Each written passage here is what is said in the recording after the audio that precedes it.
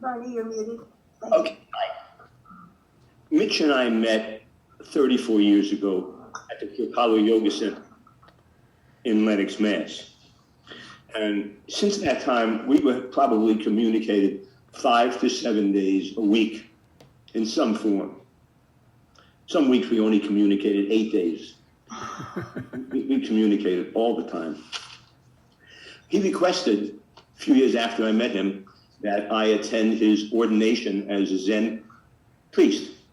And I drove out from Massachusetts to Sagaponack, New York, and watched when Peter Matheson shaved him, left him a little top knot, and named him Doshin. And for years, I always teased Mitch that, hey, Doshin, I went to your Zen bar mitzvah.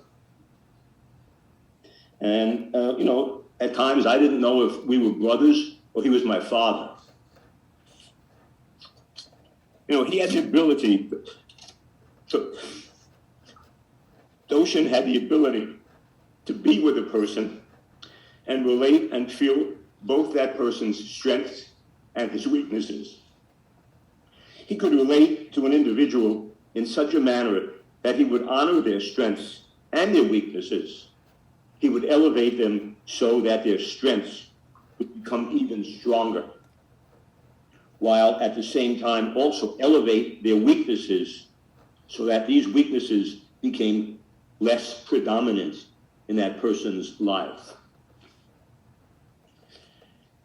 As a person, his ego did not ever, hardly ever, get the best of him in our relationship. We had plenty of knockdown, drag-out conversations over the years from which I learned much about myself and from which I was able to see things about the world and others in it that I probably never would have seen. And it worked in reverse. Once we had a very intense and heated conversation about him and the way he was getting about a certain aspect of his life and professing to think about it, I wouldn't let him off the hook that evening with what my perception said was happening. The next day, I got an email. Thanks for kicking my ass yesterday. I knew the end was getting near.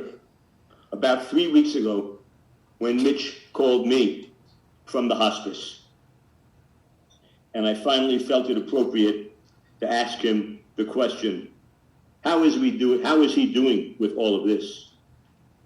His answer, I'm getting tired of it. It was evident then that his will to remain in his body was dissipating. He was ready to transition to the next plane of existence without the goof, physical body in Hebrew. And my answer was, let's just look into each other's eyes for a minute. And then we hung up.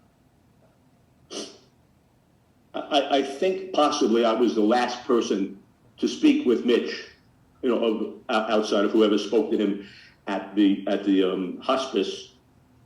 I'm not sure, but I think I was, because on December 23rd, Thursday evening, I just got this feeling that, maybe he's still awake. It was 8:55 in the evening. And I called him at the hospice, and he answered the phone. It was amazing that he answered the phone. His eyes could only open about halfway. And we did very little talking. The entire conversation on my cell phone said it lasted 2 minutes. The next day was just an incredible experience. This is Friday, Christmas Eve, the 24th. I had to pick up something at the tailor. And I took my dog, Moon Dancer, put him in the car, and drove up to the tailor. And they had like an overhang where you could park the car and be maybe 15 or 20 feet from the counter. So I left Moon Dancer in the car. She stuck her head out the window, and I went in, got my piece that the tailor had sewed up for me, and there was a woman in the tailor cleaning shop who started complimenting my dog. And then I walked outside, and she was getting into a car with another man, and they turned out to both be veterinarians. So, you know, they started a conversation with me, and Jade was at my home in Asheville. I even asked her not to take photographs of Moondancer one time.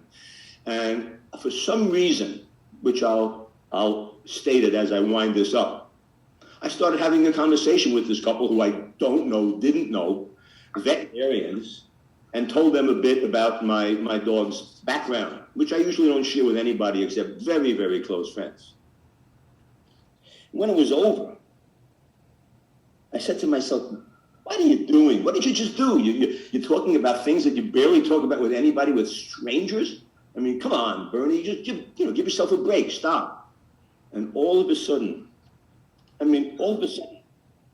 Doshin's voice came to me. It was loud and it was clear. It was not a fantasy. It was not a projection. It was his actual voice. And his tone sounded like it could have started with, how many times did I tell you this? But he didn't say that. He just said, firmly and lovingly, don't say woof, woof, woof when you can get away with woof.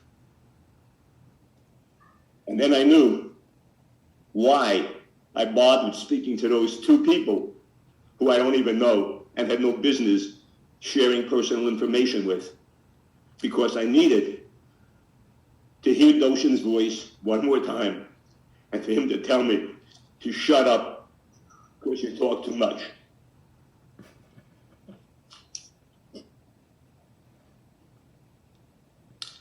That's it for me. Thank you so much, Bernie.